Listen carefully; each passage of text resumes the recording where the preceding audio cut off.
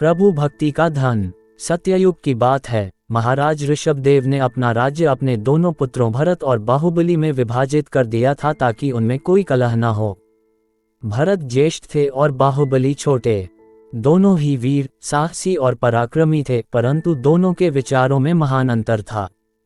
भरत महत्वाकांक्षी थे जबकि बाहुबली भक्तिमान एवं संतोषप्रिय थे। भरत के मन में चक्रवर्ती सम्राट बनने की इच्छा थी। अपने पराक्रम तथा शक्तिशाली सेना के बल पर एक एक करके वे सभी राज्यों को अपने अधीन कर चुके थे। दिग्विजयी बनने के लिए अब केवल एक राज्य शेष रह गया था जिस पर उन्होंने विजय प्राप्त करनी थी, और वह था उनके लघु भ्राता बाहुबली का राज्य। यदि सम्राट भरत अपने छोटे भाई बाहुबली को बुलाकर यह कहते कि चूंकि उन्होंने भारत के सभी राज्यों पर विजय प्राप्त कर ली है अतः वे अब चक्रवर्ती सम्राट हैं और इस उपलक्ष्य में उनका विचार एक महान यज्ञ करने का है, तो बाहुबली को शायद इसमें कोई आपत्ति न होती, क्योंकि वे भरत का बहुत आदर करते थे। परंतु हुआ ये कि विजय मद में आकर भरत ने दूत द्वारा बाहुबली को संदेश भिजवा दिया कि या तो मेरी अधीनता स्वीकार कर लो अथवा युद्ध के लिए तैयार हो जाओ। भरत द्वारा दूत का भेजा जाना और इस प्रकार की धमकी देना बाहुबली को बहुत बुरा लगा। फिर भी उसने अपने को संयत कर दूत द्वारा वापस संदेश भिजवाया, ये राज्य मुझे अपने पिता महाराज ऋषभदेव से प्राप्त हुआ है। आप मेरे ज्येष्ठ भ्राता हैं, इस नाते मैं आपका सम्मान करता हूं, परंतु आप इस राज्य पर कुदृष्टि न डालें। सम्राट भरत के मन में तो चक्रवर्ती बनने की महत्वाकांक्षा थी और साथ ही गर्व था इस बात का कि संपूर्ण भारत को वे अपने अधीन कर चुके हैं।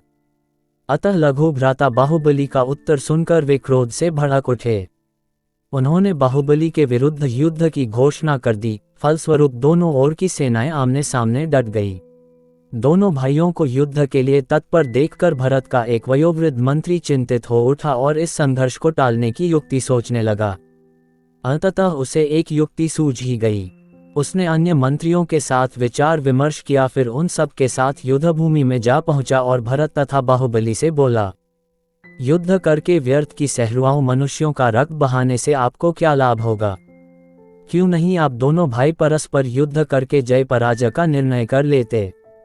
भरत और बाहुबली दोनों को ये बात पसंद आई, अतएव दोनों मल्लयुद्ध के लिए अखाड़े में उतरे।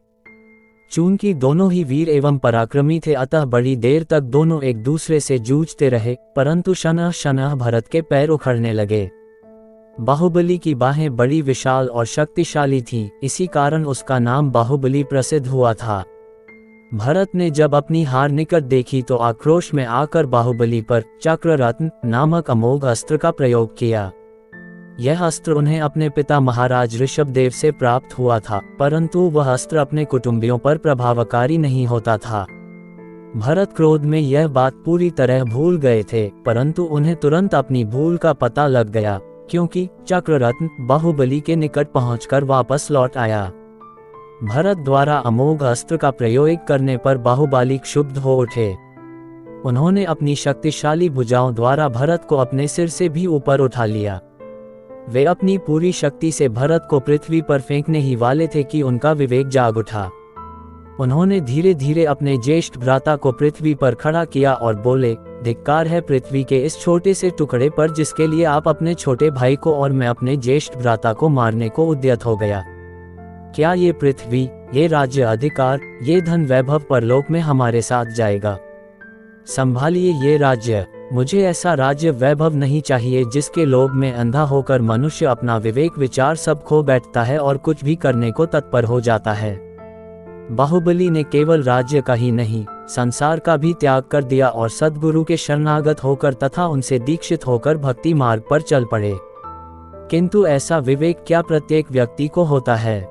नहीं, कदापि नहीं। ऐसा विवेक तो प्रभु की असीम कृपा से और पूर्वले शुभ संस्कारों के फलस्वरूप किसी विरले सौभाग्यशाली मनुष्य को ही होता है, अन्यथा आम संसारी मनुष्य तो धन जायदाद के लिए निकटतम संबंधी तक का खून बहाने से भी नहीं हिचकिचाते। इसीलिए सत्पुरुष हर समय मनुष्य को सावधान करते रहते और उपदेश करते रहते हैं कि हम जाने थे खाएंगे बहु जमीन बहु माल, ज्यों का त्यों ही रह गया पकड़ी ले गया काल। जात सबन कह देखिया कहे कबीर पुकार, चेता होहु तो चेती लियो रैन दिवस चले धार। कबीर सो धन संचिए जो आगे को होए, शीस उठाए गाठवी जात न देखा कोय। अर्थ परमसंत श्री कबीर साहिब जी फरमाते हैं कि आम संसारी मनुष्य तो यही समझते हैं कि हम अधिक से अधिक भूमि पर अधिकार करेंगे और अधिक से अधिक पदार्थों का उपभोग करेंगे, परंतु वो ये बात भूल जाते हैं कि जब काल पकड़ कर ले गया तो सब कुछ ज्यों का त्यों धरा रह जाएगा, तब कुछ भी साथ न जाएगा। पुनः फरमाते हैं कि सभी यहाँ से जाते ही दिखाई पड़ रहे हैं। काल की तेज धार रात दिन चल रही है, इसलिए समझदारी इसी में है कि अभी से चेत लो। पुनः फरमाते हैं कि यदि धन संपदा एकत्र करनी ही है तो वह धन संपदा एकत्र करो जो परलोक में साथ जाए। सांसारिक धन संपदा एकत्र करने से क्या लाभ, क्योंकि सांसारिक धन की गठरी बांधकर अपने साथ ले जाते हमने आज तक किसी को नहीं देखा। वह धन कौन सा है जो साथ जाता और परलोक में काम आता है? वह है प्रभु नाम और प्रभु भक्ति का धन। जय जय श्री राधे।